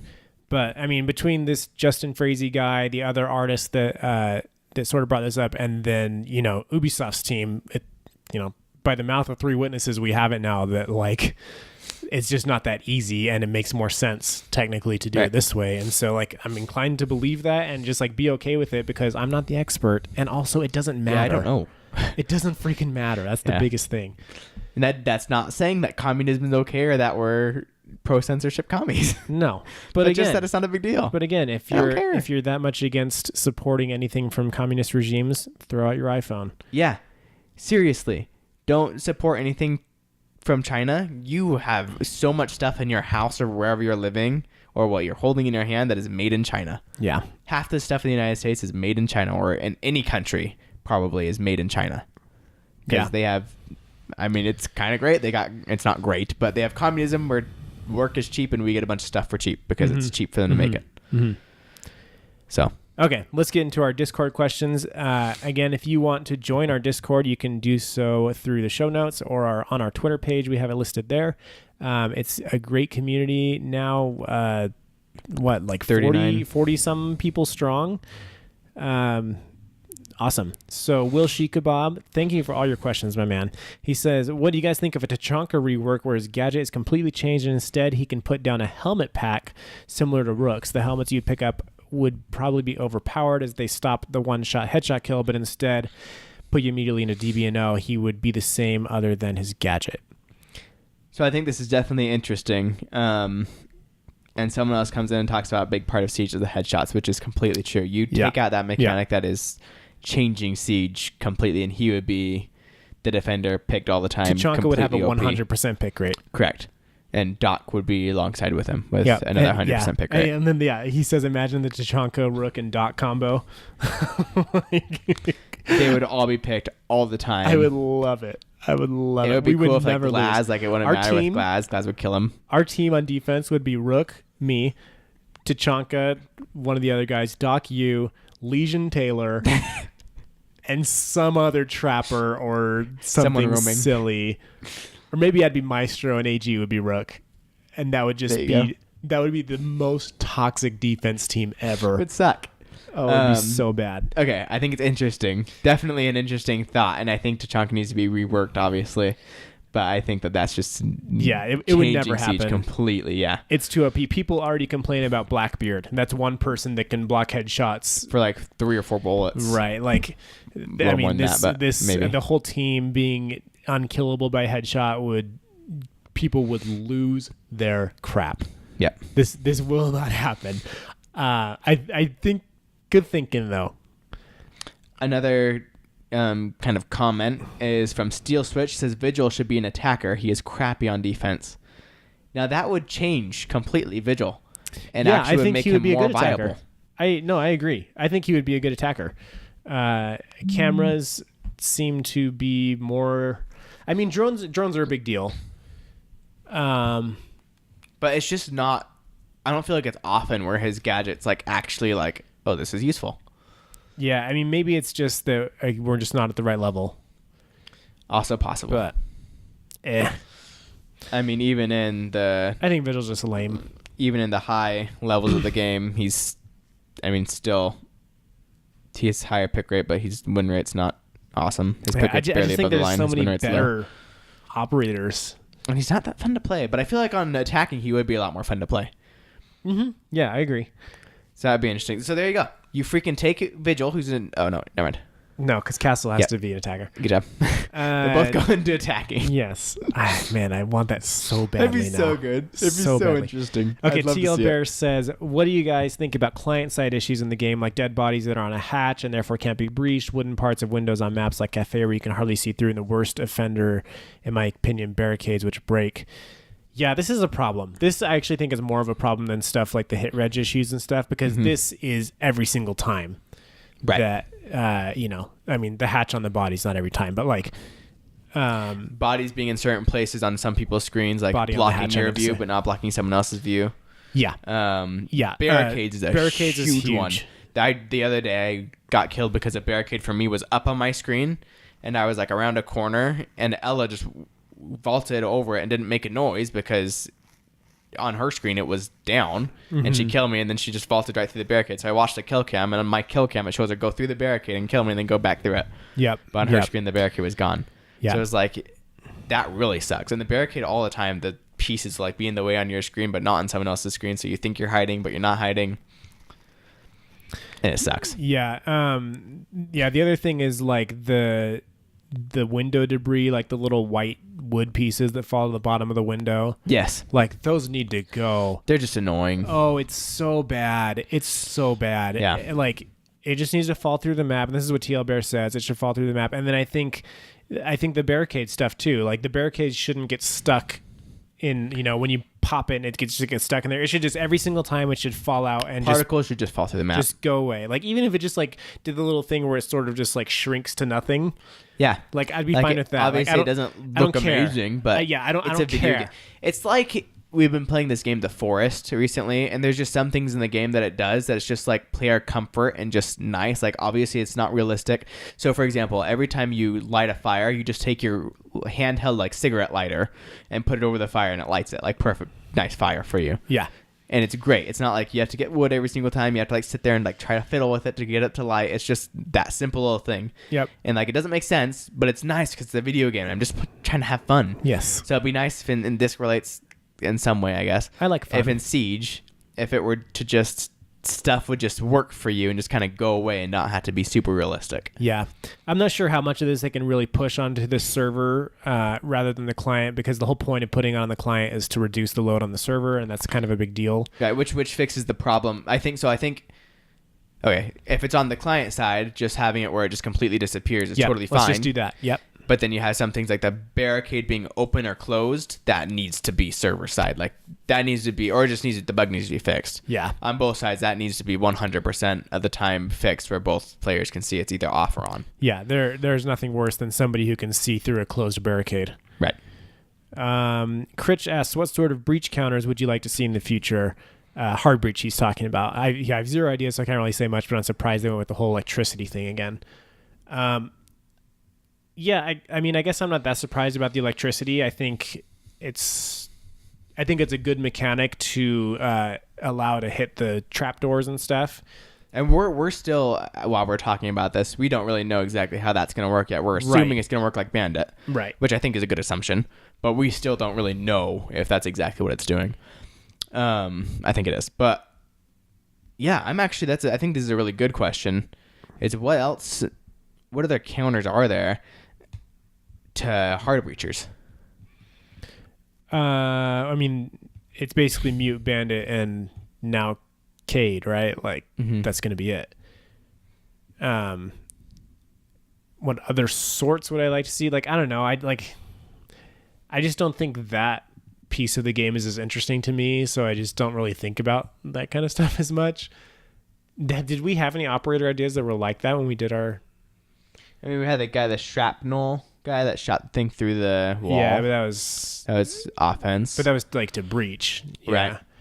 Right. I mean, you could have something similar where someone puts something on a wall, like a hard wall, and it shoots stuff through it. Or, I mean, you can have the thing that Bishop, was it, where he put like this flashing thing on the wall. Yeah. And it flashed the people. Yeah. I mean, you could do something like that.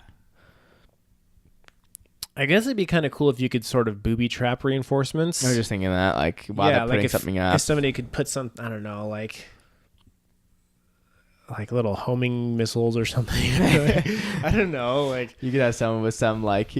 Maybe if you could have, like, sort of a decoy reinforcement where you put it on, and then, like, when they come up to breach it, you could, like, blow it out or something. And just like blow up the person coming to breach it. Yeah. Or that could be a defender's gadget, is like an explosive that goes on the reinforced wall. Yeah. Where like when thermite comes up, you just blow it, and yes, it still opens the wall, but it kills the person trying to put something on it. Yeah. I mean, it wouldn't stop Hibana, but... I mean, good question. Like I'm not sure. I don't have a bunch of answers right now. Yeah, what do you guys think? Anybody have ideas for hard breach counters? Tiffanazer. Is that how I say that? Tiffanazer, maybe? Tiffanazer? I don't know. He would like to see an arcade playlist like the one in Overwatch introduced into Siege, so we can have more challenges, more ways to earn renown, and because I have an idea for a game mode that I want to play in Siege. The mode is like Hostage with the following changes. The defenders are trying to protect the hostage, but the attackers are trying to kill the hostage. VIP. This is VIP. The defenders have double the secondary gadgets, 4 barbs instead of 2 shields instead of 1, etc. The defenders can move the hostage anywhere they want in the map. That would be cool. If the attackers spot the hostage with drones, they don't get a marker of the exact location of the hostage. If the hostage is moved, instead they get a marker of the room the hostage is in at all times. The round timer is 2.5 minutes. So I think, VIP, basically what this is, right? And I think that is cool. Hang on. Didn't they promise us a new game mode? Like, forever ago, yes. In this year. Was it this year that was supposed to come out?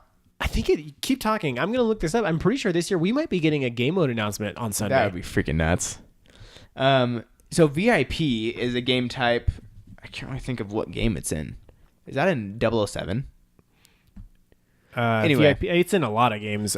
Basically, the enemy team tries to kill the VIP and everybody else tries to protect him. Yeah, I think so. Yeah, I think it's in Nightfire. Now, the cool thing about it is you can pick up the guy and move him. So if you're like 1v4 and there's a hash and you're not in a good spot, you can take the guy with you and go somewhere else. Like, this isn't safe. Let's get the freak out of here. Or you can hide with him. Like, it actually is pretty fun because you can kind of choose where you want to defend. You can choose where you want to be, and it is fun. I think this game was interesting, but I don't think you need like the defenders having the extra gadgets or anything. I think just that change of being able to move the guy around and the change of like we're defending him, they're trying to kill him. Yeah, I think like just trying to kill an NPC seems like a pretty easy task. Right. So I think you need something to change. But I don't know. Maybe the meta would just develop around it in a way that I don't know. Figure it out. It would make Fuse really powerful. But again, if you could move him, Like, they could find you and then you could hide somewhere else. I mean, you can move around. Like, it would change Siege. You can move around the map. Like, your defense is moving. You can have this whole strategy of, like, hey, these frost traps are here. These L's are here. When they come in this room, you move this way up these stairs, and it's going to lead them into all these traps where we start killing them. Like, it would change completely. Yeah, it would. It would be really actually kind of fun to play. We've had the VIP idea before, like a long time ago, and I think it'd be a cool thing. I don't think it would ever be as competitive as some of the other ones, just because I think it's a little bit too random, and there would be like weird stuff of like putting the guy in a weird corner where you couldn't really get to him, and like, you know, glitching him into things and stuff like that. So, but like, I think it's a cool idea. I can't find anything about a new game mode, but I remember at one point they said there was a new game mode coming.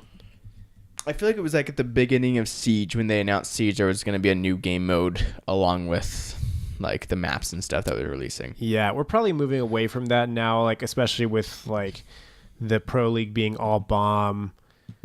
I don't think that that's really something that's on their radar. It seems like they've more tried to consolidate to one game mode just because it's easier to develop that way.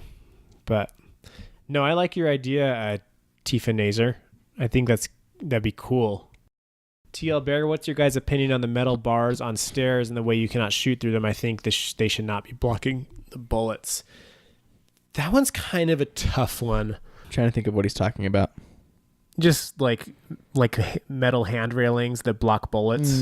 Should they block or not? Yeah. So I think if it's metal, it should. Yeah, because I it would think be so very too. like hard to know, like, oh, this piece of metal doesn't, this piece of metal does. But should it exist on the stairs is the question. Should that metal even be on the stairs? Yeah. And I think it's hard. Like, if stuff is see-through, it is really annoying when it's see-through and you can't like shoot through it, or like you can shoot through part of it, but like you hit the stupid spot that you can't shoot through, and it's just really annoying. Right. That is really annoying, especially in a game. Just making it where it's completely not like you can't shoot through it at all, like a metal grate or something would be fine. But yeah, it is annoying when you have like I'm trying to remember spot. I'm trying to remember how, like, sometimes in games where that gets frustrating is because like you feel like you were not shooting it and then you hit it, you know, like your gun is lined up above it or below it and you shoot and like you hit the thing and it blocks your shot, and it shouldn't be. Like Ring of Elysium, we experienced that quite a bit. Yeah. I don't think Siege was that bad, but Siege might have the same issue in some things. And in that case, it's like I'd rather just have it be just shoot through it. Yeah. But yeah, I don't think it's a huge factor either way. Yeah. I think it would be nice if just stairs just didn't have it. It was either like you could definitely not shoot through it, or you definitely could. It was one of the two. Where they didn't make it where it was like, oh, you can kind of shoot through this, but you kind of can't, because that's just frustrating in general. Oh boy. Last question Ukiora. from hang on. You told me how to pronounce this. Ukiora. I did it. Yeah, Ukiora. I think it's some Japanese anime thing or something. Cool. Going off of Sledge, who's an op that really doesn't have any high-tech gadgets, would an op that dropped a small bag of extended clips for everyone's guns be too overpowered? So extended mags. Basically, Rook drops extended mags. Right. And everybody picks them up. I kind of think that would be cool. I don't know that anybody would complain about that. No, I don't think it'd be complained about. I don't know if it would be like amazing. Like, I think it might be a little bit underpowered. Yeah, like I just don't know if it would really be like enough to have an operator that just drops like more. I mean, that's a big deal, right? To have extended magazines. Yeah, maybe like, yeah. Sometimes that can make the difference, right? Right, like, it really definitely can. When you're playing Ella and you got the 40 bullets instead of the 30 that everybody else has, like that can make a difference. Yeah, no, that really can. I think it'd be cool. I think he might need like a little bit, like some kind of passive ability or something, just to give him a little bit more, or just make him a 3-speed, and there you go. I do love the like topic of this gadget isn't like a high-tech gadget, it's just like a tool. Yeah, I love that with Sledge. It's just a tool. Or Buck, he just has this tool. Like, who else has those? I mean, Frost has a pretty basic mechanical thing. Right. Just more like mechanical gadgets would be cool. Yeah, instead of like all this electric like drones high-tech flying around. Yeah, this stuff that's kind of weird. I like that idea of like more stuff. or like a skateboard. Yeah, rollerblades. You could like do kick flips in the air. Imagine rollerblading around like Villa. Going down the stairs. That would be Would very you be wearing stupid. a helmet? Oh, absolutely. You can't rollerblade without a Oh, helmet. well, hold on. Of course, if the game's going to be in China, he needs to wear a helmet. If you like the podcast, you can follow us on YouTube and Twitch. I'm VG Fiasco. Chris is the Just Hello with 3 O's?